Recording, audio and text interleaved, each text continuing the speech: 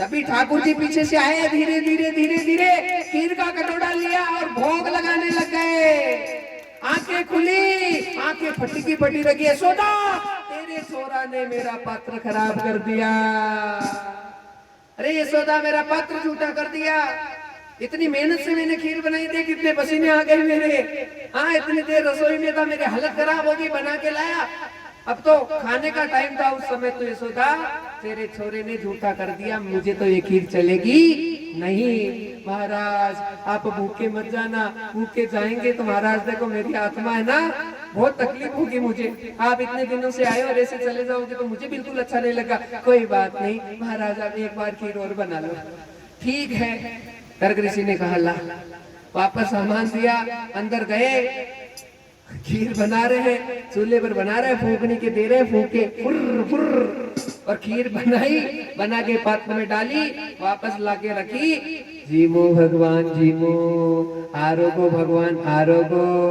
ठाकुर जी वापस आए, धीरे धीरे कदमों से खीर का कटोरा उठाया, आंखें खुली और महाराज गर्ग ऋषि तो चक्कर आने लग गए। यशोदा तेरे लाला ने वापस मेरा नुकसान कर दिया। क्या हुआ महाराज?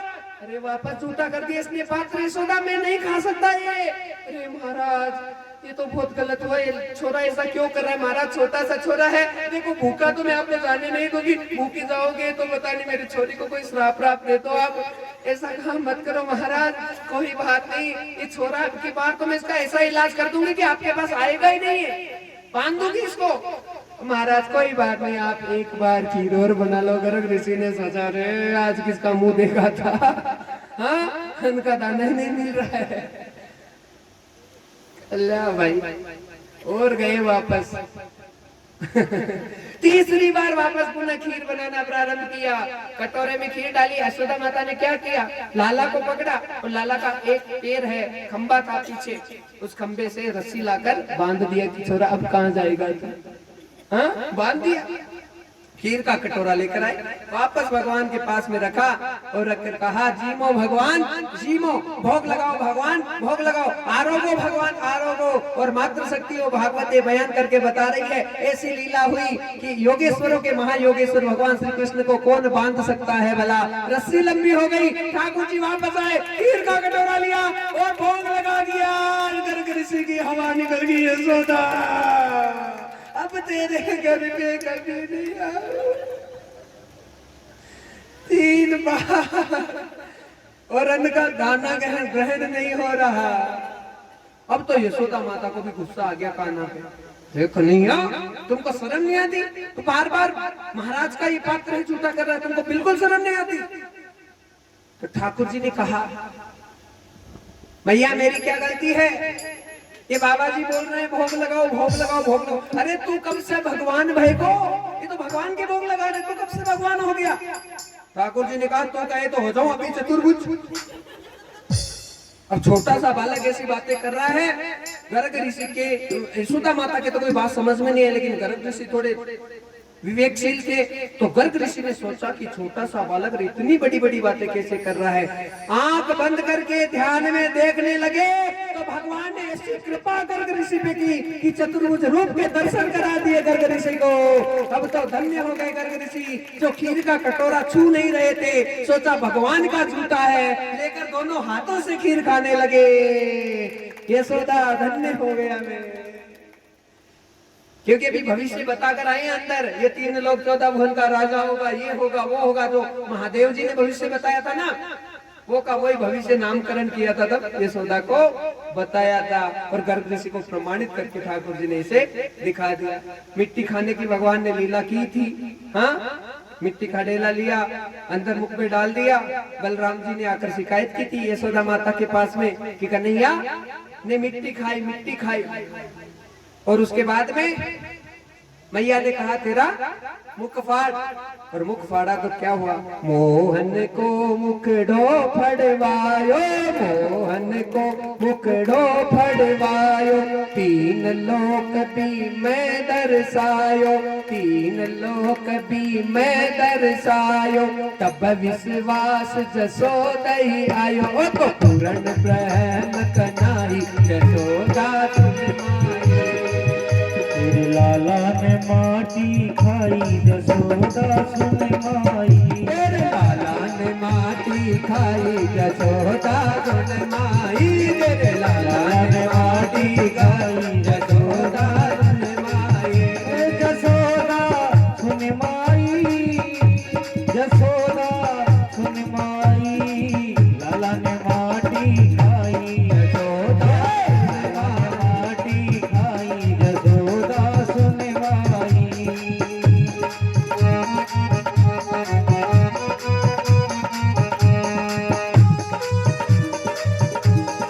बोले बाबा कृष्णलाल की जय हो।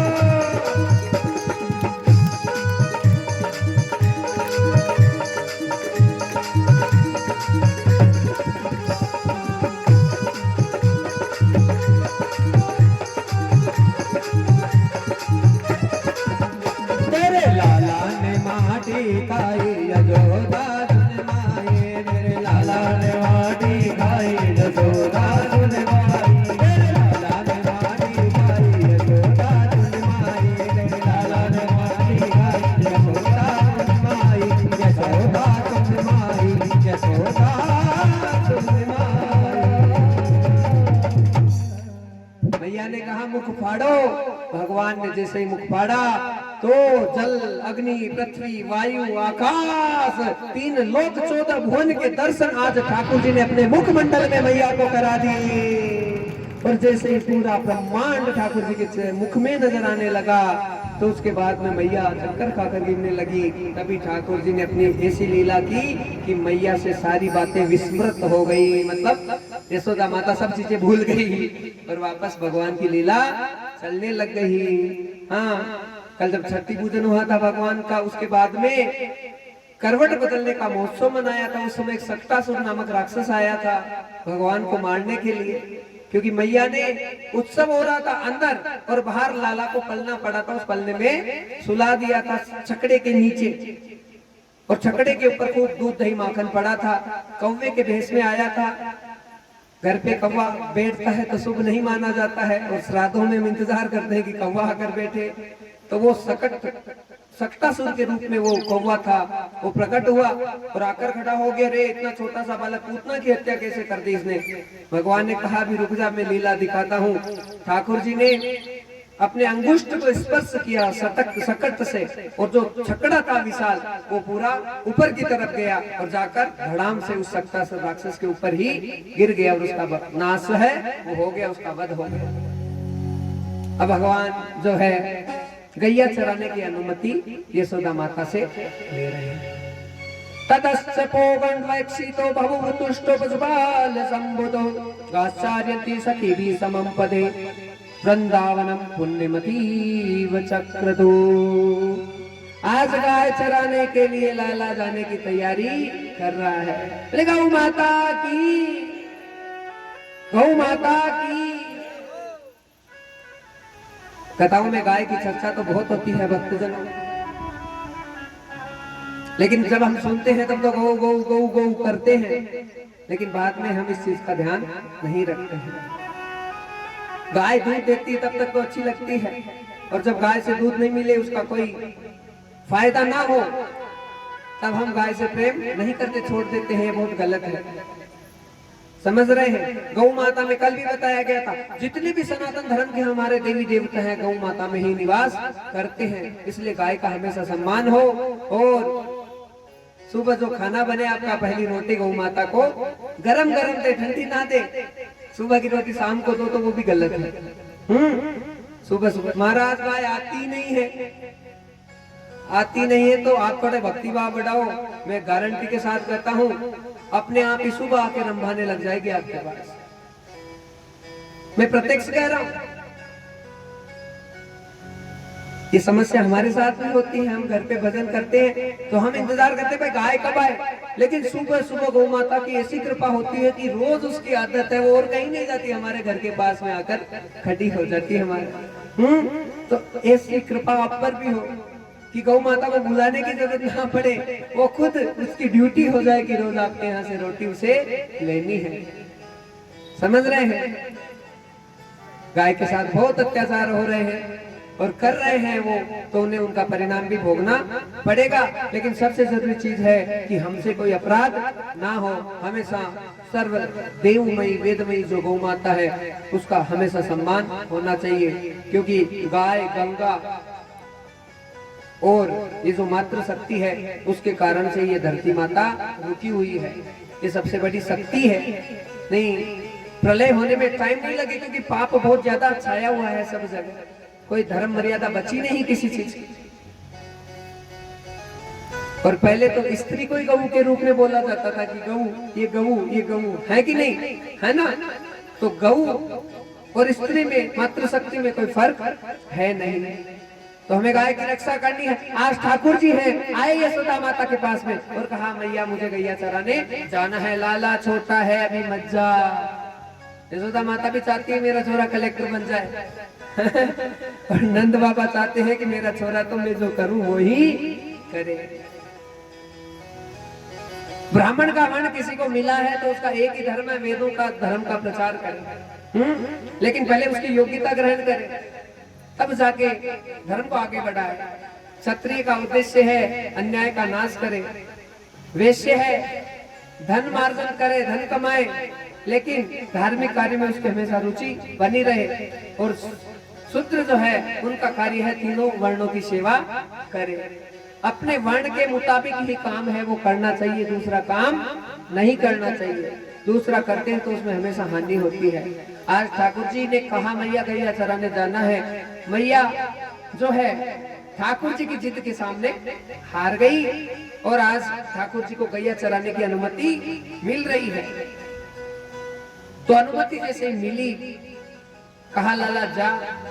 मैया अंदर से अंदर गई है, हाँ, धोती और कुर्ता लाला को पहनाया, हाथ में लाठी और काली कंबल जो है यहाँ पर सुशोभित की, और अब कहा लाला जूतियां पहन के जाना। तो ठाकुर जी ने कहा मैया मेरी जितनी गैया हैं उनके लिए भी जूतियां ला कर दे। कहा लाला पशु को जूतियां थोड़ी पहनते। जैसे ही बोला पशु तो ठाकुर जी जोर जोर से रोना प्रारंभ कर दिया। गाय को पशु मैया आज तो बोल दिया, आगे से कभी मत बोलना माँ। जिस प्रकार से तू मुझे पालन पोषित करती है, तू मेरा ध्यान रखती है, उसी प्रकार से वो गौ माता तो साक्षात मेरी माँ है, उसे आज के बाद कभी पशु मत बोलना। भगवान अपने सारे ग्वाल बालों के साथ में गैया चराने गए। और एक बात आपको पता है, ये बांसुरी कहाँ से आई थी ठाकुर जी की? ये आई थी कि जब लाला का जन्म हुआ था, हाँ, थोड़े से बड़े हुए ठाकुर जी, तो जितने भी देवता थे वो सब उन्होंने उपहार दिए। लेकिन सरस्वती माता गई थी ब्रह्मा जी के पास में कि मेरे पास में कुछ भी नहीं है देने के लिए। तो ब्रह्मा जी ने वो बांसुरी है सरस्वती को दी कि तू लाला को देकर आ। तो ठाकुर जी ऊपर छत पर अकेले थे, उस समय सरस्वती साक्षात प्रकट हुई थी और वो बांसुरी थी ठाकुर जी को सरस्वती माता ने दी थी। और आज भगवान है वन में गए तो यहाँ आराम से थोड़ी रहने दे सकते हैं। कंस के जो राक्षस हैं वो बराबर यही कोशिश हो रही है कि नुकसान पहुंचाया जाए, क्योंकि भनक हो गई है कंस को कि कृष्ण और बलराम है, यही मेरा काल हो सकते हैं। तो क्या किया, बकासुर नामक राक्षस है उसे भेज दिया। बकासुर का मतलब क्या है? कई प्रकार के मतलब है। एक तो मतलब ये है बकासुर का कि अंदर तो बहुत पाप भरा है और ऊपर से मीठी मीठी बातें और बहुत ज्यादा बोले, बक बक बक बक बक बक, हाँ, फालतू की जो बकवास जो ज्यादा करते हैं वही बकासुर होते हैं। और दूसरा, आप ज्यादा ही हमारी भाषा में समझो तो आप हिसाब से समझ लो, इतनी सारी गंदगी इधर डाल रखी है, हाँ, गुटखा तंबाकू बीड़ी सिगरेट उल्टा सीधा डाल रखा है, हैं?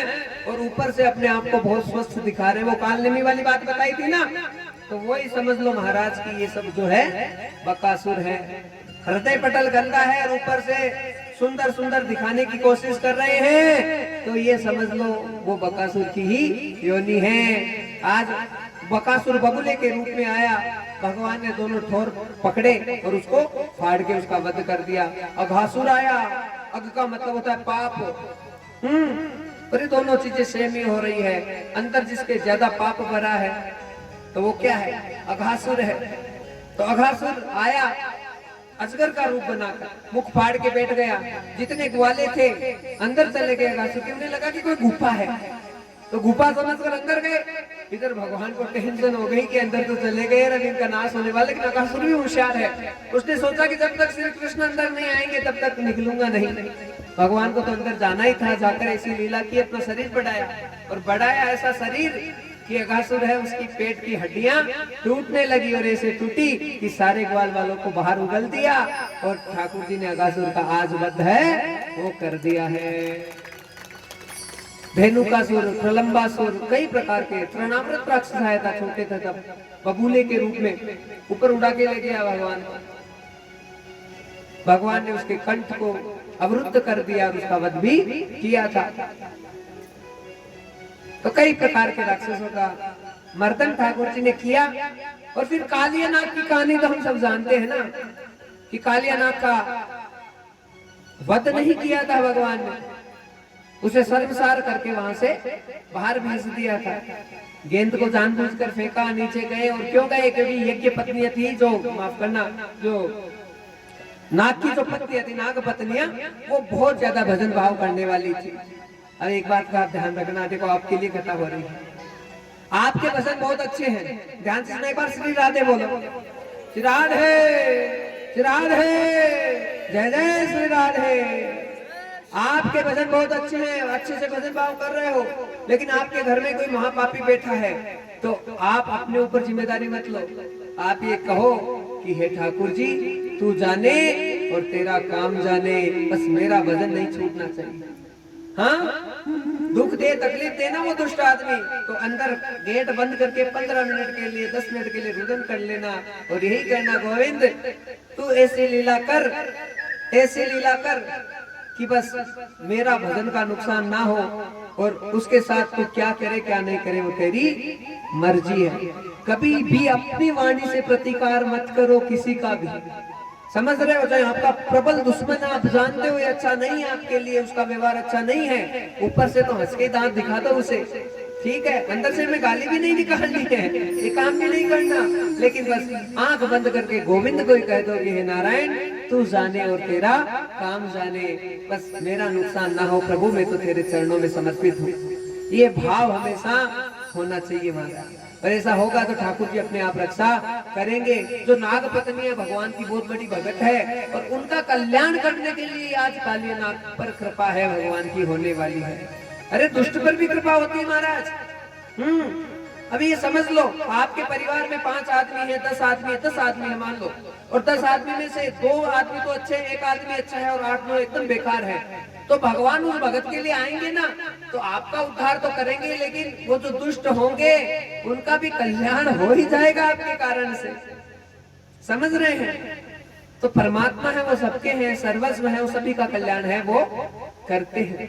जब प्रहलाद जी का प्रसंग सुनाया था ना, तो उन्होंने भी एक छुपम छुपाई के प्रसंग के द्वारा बहुत अच्छे से इस चीज की व्याख्या की थी। अभी इतना समय नहीं कि इन सब चीजों को बताएं। तो महाराज जो है इस प्रकार से भगवान अंदर गए, तो नाग पत्नियों ने देखा, जैसे ठाकुर जी को कहा, रे बालक तू यहाँ पे क्यों आ गया? कहा मैं अपनी गेंद लेने आया हूँ। गेंद लेने के लिए तो आया है, लेकिन तू यहाँ से बचकर जाने वाला नहीं है। ठाकुर जी ने कहा मेरा कौन नुकसान करेगा? कहा ये जो नाग सो रहा है ना, यदि गलती से भी जग गया तो फिर तू यहाँ से जीवित जाने वाला नहीं है। जब इंसान की खुशबू आई नाग को, तो काली नाग खड़ा हो गया और देखा सामने छोटे से बालक को, तो उसका नुकसान करने के लिए काली नाग आगे बढ़ा, लेकिन भगवान ने फुर्ती दिखाते हुए सीधे उसके फणों पर जाकर चढ़ गए और चढ़कर ऐसा नृत्य किया, ऐसा नृत्य किया, ऐसा नृत्य किया महाराज कि नृत्य करते करते आज काली नाग के सिर की सारी हड्डियां भगवान ने तोड़ दी, और तोड़ के उस दुष्ट को मजबूर कर दिया कि रे नाग इस यमुना महारानी को खाली करके यहाँ से निकल जाए। ये काली नाग कोई और नहीं है, कौन है?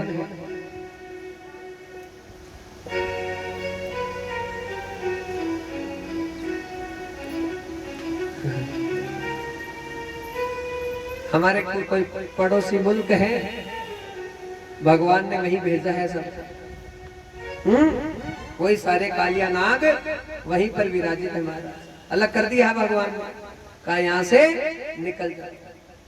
यमुना का जल है वो शुद्ध हो गया, आनंद होने लगा। एक दिन का समय है, गोपियां हैं वो यमुना में स्नान करने के लिए आई, और आज कात्यायनी माता का व्रत कर रखा है। हेमंते प्रथमे मासी नंद व्रज कुमारी का व्रत कर रखा है। वस्त्रों को अलग किया, विभाजित किया और अंदर स्नान करने के लिए उतर गए। छोटे से है ठाकुर जी, केवल 5-6 साल का। जितने वस्त्र थे गोपियों के, सारे वस्त्र उठाकर भगवान आज कदम की डाल पर चढ़ गए। और गोपियां जैसे ही बाहर आई, वस्त्रों को देखा तो वस्त्र ना मिले, और तभी ठाकुर जी की वेणु बजने लगी, मुरली बजी तो नजर पड़ी कदम की डाल के ऊपर, और देखा, अरे कन्हैया तुम्हें शर्म नहीं आती हमारे सारे वस्त्र चुराए? भगवान ने कहा शर्म मुझे आनी चाहिए या तुझे? हाँ, गोपियों को कह रहे हैं, गोपियां आयु में बहुत बड़ी है, 30, 35, 40 साल की गोपियां, और 6-7 साल के भगवान हैं। अब यहाँ पर काम भाव तो उत्पन्न होने का कोई सवाल ही नहीं है महाराज, और होगा तो भी कैसे होगा, क्योंकि वो तो योगेश्वरों के महायोगेश्वर भगवान श्री कृष्ण साक्षात परमपिता परमेश्वर है, वो अपनी लीला कर रहे हैं। अब ये कई जो भगवान की निंदा करने वाले लोग होते हैं, वो हमेशा पॉइंट उठाते हैं, देखो तेरे कृष्ण को। अरे कृष्ण को क्या देखे, कृष्ण है कौन, पहले ये तो जानने की चेष्टा करो। ये तो याद है कि गोपियों के वस्त्र चुराए, लेकिन ये याद नहीं है कि द्रौपदी की साड़ी भी भगवान ने बनाई थी। हाँ, ये तो याद है कि जब सुदामा के साथ में जंगल में गए थे तो सुदामा गरीब हो गया था, लेकिन ये याद नहीं कि सुदामा के ऊपर बहुत बड़ी कृपा भी भगवान ने की थी। हाँ, सुदामा के चावल खाए, विदुर के घर केले के छिलके का भोग लगाया। तो गलत चीजें वो तो याद रह जाती, लेकिन अच्छी चीजें याद नहीं रहती है। महाभारत का युद्ध हो रहा था, तब क्या लीला हुई थी ये तो याद है कि कृष्ण था तब कौरवों का नाश कर दिया, लेकिन ये याद नहीं है महाराज कि आधा पौन घंटे के अंदर गीता के 776 श्लोक देकर पूरे भारतवर्ष का नहीं बल्कि पूरे ब्रह्मांड का कल्याण कर दिया। ये याद नहीं है, गलत चीज तो याद रह जाएगी। अभी मैं कहता हूं ना कि हमेशा हर आदमी की नेगेटिव सोच होती है, अच्छी बात कोई नहीं देखेगा किसी में, हर आदमी बुराई देखता है। बुरा जो देखन में चला, बुरा न मिलिया कोई, जो मन खोजा अपना, मुझसे बुरा न कोई। अरे भैया मुझसे बुरा न कोई, खुद से बुरा कोई नहीं है भाई। और हमारी दृष्टि हमेशा ऐसी रहती है, हम दूसरों के दोष निकालते हैं, ये कभी मत निकालो। हाँ, सासू जी तो बहू की टांग खींचेगी, बहू जी सासू की टांग खींचेगी, ये काम गलत है। दोनों तरफ से ताली बजे तो मामला एकदम टकाटक हो सकता है, घर में अच्छा माहौल रह सकता है। हाँ, घर में स्वर्ग आ सकता, आनंद आ सकता है। इसलिए कभी दूसरों में दोष नहीं देखने चाहिए। और ये गीता की बात आई तो मातृशक्ति एक बात और सुनो कि विवेकानंद जी थे, वो गए थे अमेरिका, तो वहां पर हंसी उड़ाई गई विवेकानंद जी की। कब कि जो गीता हमारा श्रीमद् भागवत गीता सबसे नीचे रखा गया वहां पे शास्त्रों में, और जो वहां के पाश्चात्य संस्कृति के जो शास्त्र थे उन्हें सबसे ऊंचा, और हंसी उड़ाई गई कि देखो अरे विवेकानंद देख, तेरी जो गीता है उसकी इज्जत देख, सबसे नीचे है वो। विवेकानंद जी को हंसी आई और इतना सुंदर कहा उन्होंने, क्या कहा कि ये जो गीता है उसे नीचे रहना ही अच्छा है। क्यों अच्छा है? क्योंकि ये गीता पूरे जितने भी शास्त्र है उन सब की नींव है, और नींव तो हमेशा नीचे ही रहती है। इसे ऊपर रख दोगे तो मामला गड़बड़ हो जाएगा। ये तो नीचे अच्छी है, रहने तो इसे सही पड़ी है। तो भगवान ने जो अच्छा किया वो किसी को याद नहीं रहता है। अरे कृष्ण हमारे वस्त्र चुराए, शर्म नहीं आती तुम्हें? कहा शर्म तुम्हें आनी चाहिए। कात्यायनी का व्रत कर रखी हो और वस्त्रहीन होकर यमुना में स्नान कर रही हो, पाप की भागिनी बन रही हो। तीर्थ स्थान पर कभी भी वस्त्रहीन होकर मात्र शक्तियों को स्नान नहीं करना चाहिए। बहुत पाप का भार है वो चढ़ जाता है। हम कहे तो पुण्य कमाने, लेकिन वहां से पाप लेकर आ जाते हैं महाराज। तो ठाकुर जी को कहा कि वस्त्र दो। भगवान ने कहा यदि तुम्हारा समर्पण है मेरे प्रति पूरा तो आ जाओ बाहर और ले जाओ। गोपियां अपने आप को पूर्ण रूप से ठाकुर जी को समर्पित कर चुकी हैं। जैसे ही गोपियां आई, आज भगवान ने वस्त्र लौटा दिए और कहा गोपियों ने कि कान्हा मुरली बजा।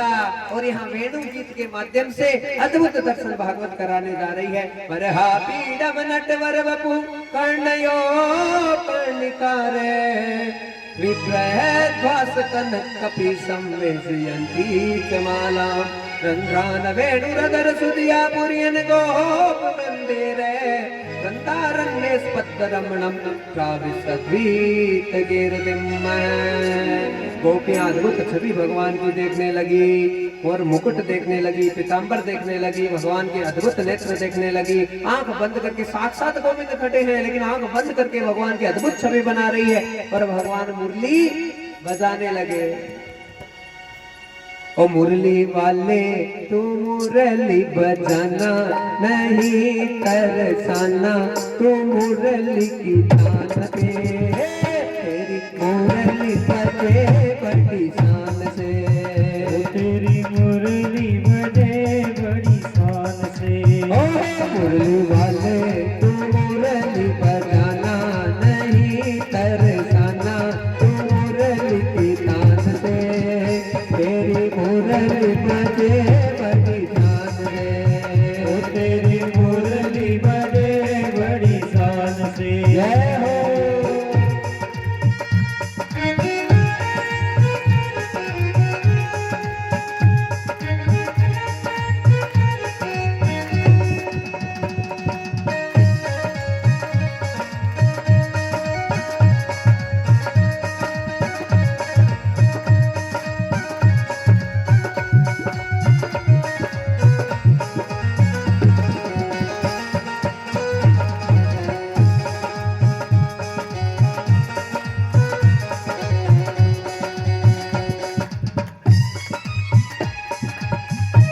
ओ मुरली बजाई तूने रास मंडल में, मुरली बजाई तूने रास मंडल में, मुरली बजाई तूने रास मंडल में, मुरली बजाई तूने रास मंडल में। राधा जी मन भाई गई, राधा जी मन भाई गई। संग में थी जितनी सखियां हो, संग में थी जितनी सखियां हो, दौड़ी दौड़ी आई गई, दौड़ी दौड़ी आए गई। हे नंद लाला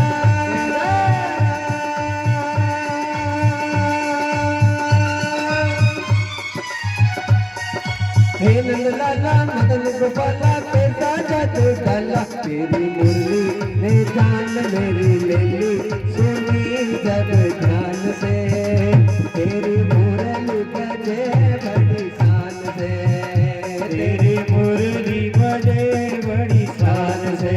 हो बंसी वाले तो बंसरी बजाना नहीं तरसाना, तू मुरली की तान पे हो तेरी मुरली बजे बड़ी शान से, तेरी मुरली बजे बड़ी शान से। जय हो।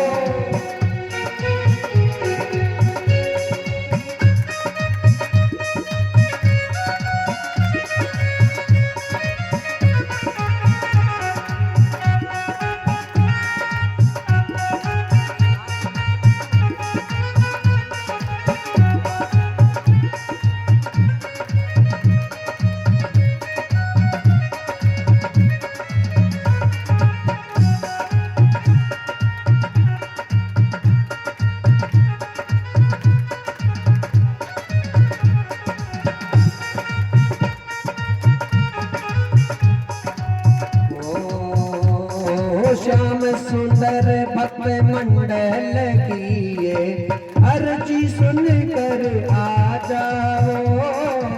श्याम सुंदर भक्त मंडल की ये अर्जी सुन कर आ जाओ। ओ श्याम सुंदर भक्त मंडल की ये अर्जी सुन कर आ जाओ। श्याम सुंदर भक्त मंडल की ये अर्जी सुनकर आ जाओ। ओ दीन दयाल दया के सागर आकर रास रचा जाओ। दीन दयाल दया के सागर आकर रास रचा जाओ। हे बनवारी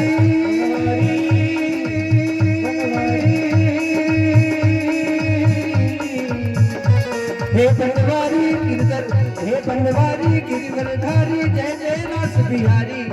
पाप सारे हटेंगे हमारे तेरे ही गुणगान से। तेरी मुरली बजे बड़ी शान से। बोलने वाले तो मुरल बजाना नहीं तरसाना तो मुरल की शान से। मुरली बजे बड़ी शान से। तेरी मुरली बजे बड़ी शान से। ओ तेरी मुरली बजे बड़ी शान से। मुरली बजे बड़ी शान से तेरी मुरली बजे बड़ी शान से। मुरली बजे बड़ी शान से। मुरली बजे बड़ी शान से। भगवान की स्वामी जी महाराज की। तो इस प्रकार से चीर हनन की लीला हुई। गोवर्धन लीला के दर्शन हमने कल किए थे। और जैसे भगवान ने गोवर्धन को धारण किया तो ब्रजवासियों के मन में सच्चा प्रेम भगवान के प्रति प्रकट हो गया। एक बार बोलो जय जय श्री राधे, जय जय श्री राधे, जय श्री राधे। और सच्चा प्रेम प्रकट हुआ तो भगवान की इच्छा हो गई कि अगली लीला करनी चाहिए गोपियों के साथ में, ब्रज वासियों के साथ। और ये कौन सी लीला है महाराज? ये रास लीला करने की तैयारी आज भगवान की तरफ से हो रही है। अब रास लीला के लिए अभी बताया कि कोई काम क्रिया नहीं है, भगवान छोटे से हैं, गोपियों की आयु बहुत बड़ी बड़ी है। और ये सब चीजें छोड़ो ना, सबसे बड़ी बात है कि रास लीला कोई छोटी मोटी चीज नहीं है। 5 अध्याय बताए गए हैं भागवत में, जो भागवत के प्राण है। रास पंचोध्याय के नाम से जाना जाता है। समय का अभाव है, हम थोड़ा संक्षिप्त विवेचन करके आगे निकलेंगे और जल्दी ही रास लीला में प्रवेश करेंगे। रास की जो लीला है वो भगवान का वास्तविक प्रेम है। और रास लीला कब प्रारंभ होती है?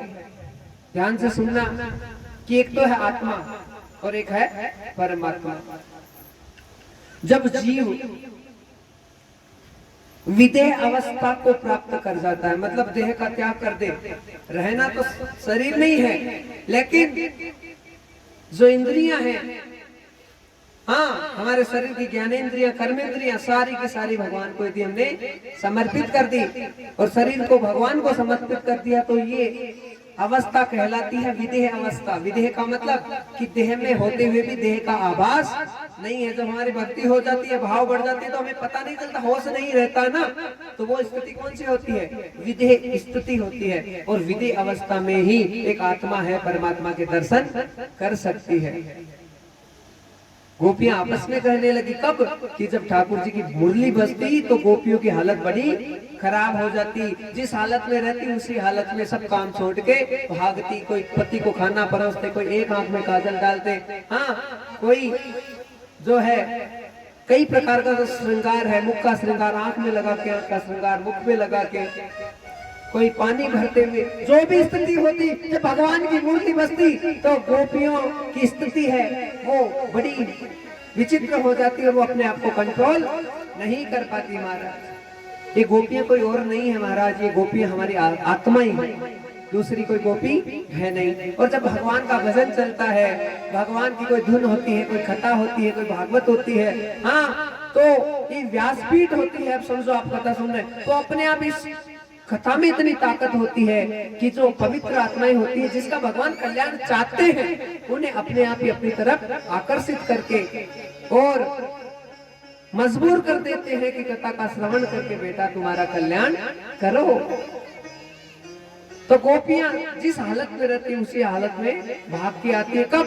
जब ठाकुर जी की वेणु बजती है, शरद पूर्णिमा का समय है, हाँ, और चंद्रमा अपनी पराकाष्ठा पे है, रात का समय, और रासलीला की तैयारी हो रही है। भक्तजनों, रासलीला के कुछ नियम है कि रासलीला में चाहे हमें नाचना आए या ना आए, थोड़ा बहुत नृत्य जरूर करना चाहिए। वृंदावन कौन कौन गए? हाथ खड़ा करो एक बार। अरे हुआ भाई, तो मिले थे क्या ठाकुर जी वहां पे? क्या ऐसे ही दर्शन वर्शन करके आ गए या होटलों में रुके, आनंद कर लिया? हाँ, तो पतिदेव साथ गए थे क्या? हाँ, आपके गए थे और कोई नहीं गए साथ? अकेले गए क्या? साथ में गए थे। तो तंबाकू की पूरी जेब में थी या उस समय नहीं थी? बताओ तो सही। बीड़ी का बंडल जेब में था क्या उस समय जब बिहारी जी के दर्शन कर रहे थे? हैं? तो देख लो फिर ठाकुर जी वहां पे मिले कि नहीं मिले? आप खुद ही सोच लो, वहां मिलने वाले नहीं है।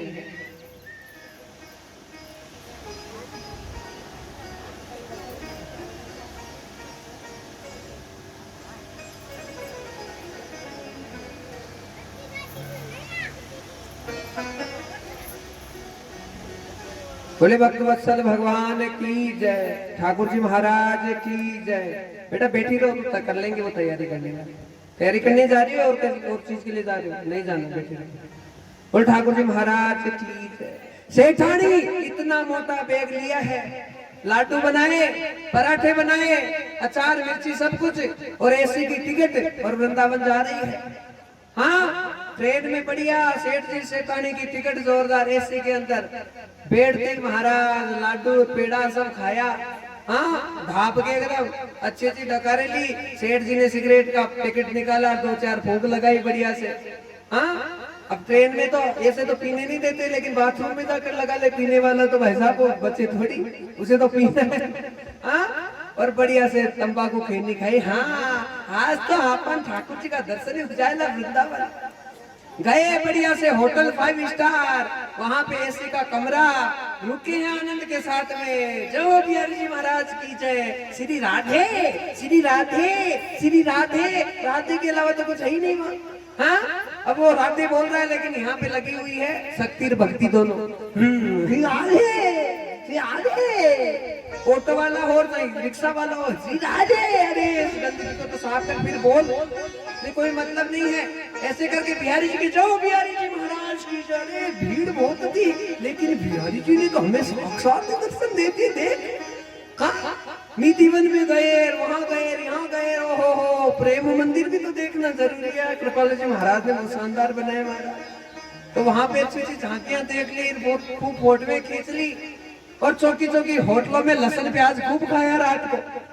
हाँ, अब होटल में खाना खाने बैठे तो सेठ जी पहले ही बोल रहा है, एक दाल फ्राई, एक मटर पनीर, रोटी, थोड़ा सा चावल और रायता, लेकिन सबसे पहले थोड़ा सा कच्चा प्याज ला के रख देना, उसके बिना रोटी भाती नहीं है। हाँ, उल्टा सीधा खाया और एक जगह सोया आराम से, और बढ़िया लोसा आनंद हो। जय हो बांके बिहारी लाल की। वापस टिकट बना के आ गए, और आए घर पे तो देखा कि सेठ जी की बहू थी और बैठा था वो, आपस में भयंकर गुत्ती हो रही है हमारा। हाँ, घर में लड़ाई झगड़ा भयंकर हो रहा है। वो बहू कह रही मैं तो छोड़ के जाऊंगी, अच्छा नहीं मिला, ये लहसुन प्याज की औलाद मिल गई मुझे, नहीं चाहिए। सेठ जी ने देखा 20,000 रुपए वृंदावन में खर्च हो गए, इतना नुकसान हो गया, और घर आते ही का वही टेंशन मेरे चल रहा है। इससे अच्छा तो मैं कहीं मरी जाऊं तो अच्छा रही, हालत हो रही है, खर्चा हो गया, नोट चले गए, पूरा नुकसान हो गया, होटलों में खाना पीना हो गया, लेकिन भगवान नहीं मिला। कैसे मिलेगा? वो है कहाँ? अरे हृदय पट तो खोल जरा, तेरे अंदर ही भगवान रे। हृदय पट तो खोल जरा, तेरे अंदर ही भगवान रे। हो नगर नगर और नगर नगर, हाँ नगर नगर और नगर नगर, क्यों भटक रहा इंसान रे, क्यों भटक रहा इंसान रे। हृदय पट तो खोल जरा, तेरे अंदर ही अंदर ही भगवान रे। जय हो।